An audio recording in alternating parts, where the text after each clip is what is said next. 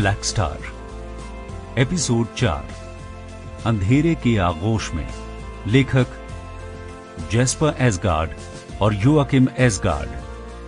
आवाज सुरजन सिंह। घबराई हुई मॉन्टी ने अपनी गर्दन पर डंक गड़ाए उस जानवर को पकड़ना चाहा, पर उस जानवर की ताकतवर देह को पकड़कर खुद से अलग कर पाना असंभव लग रहा था। जानवर का डंक उसे अपने भीतर और गहराई तक चुभता सा महसूस हुआ और मॉन्टी ने उस जानवर के जिस्म को घबराकर झटक दिया। अचानक अजीब सी आवाज के साथ जानवर का डंक उसकी गर्दन से निकला और वो जानवर उसकी पीठ से फिसला और जमीन पर गिर पड़ा। मॉन्टी ने अंधेरे में लात चलाई जो सीधे उसे लगी। उसने मिमियाते हुए जानवर के दूर जाने की आवाज सुनी। वो अंधेरे में तब तक टटोलती रही जब तक उसे अपना फोन नहीं मिल गया। कांपते हाथों से उसने मोबाइल की टॉर्च चलाई और उसका रुख गलियारे की तरफ किया।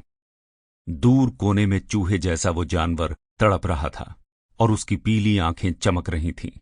मॉन्टी ने अपनी गर्दन पर हाथ फिराया और ये महसूस कर बेहद आश्चर्य हुआ कि जहां जानवर ने डंक गड़ाया था वहां से खून एकदम नहीं बह रहा था। कोने में पड़े हुए जानवर पर चौकन्नी निगाह रखते हुए उसने हेनरी को पुकारा। दूर कहीं से उसकी पुकार का जवाब आया। ऐसा लगा मानो हेनरी प्लेन के कहीं बहुत भीतर से बोल रहा हो। उसने सावधानी से सुनने की कोशिश की।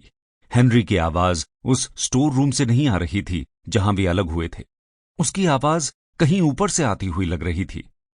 वो गलियारे की दूसरी ओर वाले दरवाजे की ओर बढ़ी, पर इस दरवाजे में ताला लगा था और वो खुल नहीं रहा था। अब वो यहां से कैसे निकलेगी? इस सवाल ने उसे घेर लिया था। तभी उसने फिर से हेनरी की आवाज सुनी। पक्का ये आवाज उसके ऊपर से आ रही थी। हताशा में उसने गलियारे में नजर दौड़ाई पर दूसरा कोई दरवाजा नहीं था। पर ध्यान से देखने पर उसे दीवार की दरार से आती हुई नारंगी रंग की हल्की चमक दिखी। उसने और ध्यान से दरार में देखा तो महसूस हुआ कि उसके नजदीक आने पर चमक बढ़ती जा रही थी। ऐसा लगा मानो चमक ने उसकी मौजूदगी भांप ली हो। तभी उसे लिफ्ट जैसी कोई चीज दिखाई पड़ी।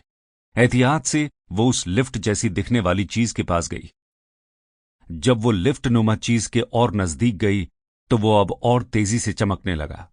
तभी उसने गुनगुनाहट जैसी आवाज सुनी और अचानक उसे हवा में उछाले जाने का एहसास हुआ।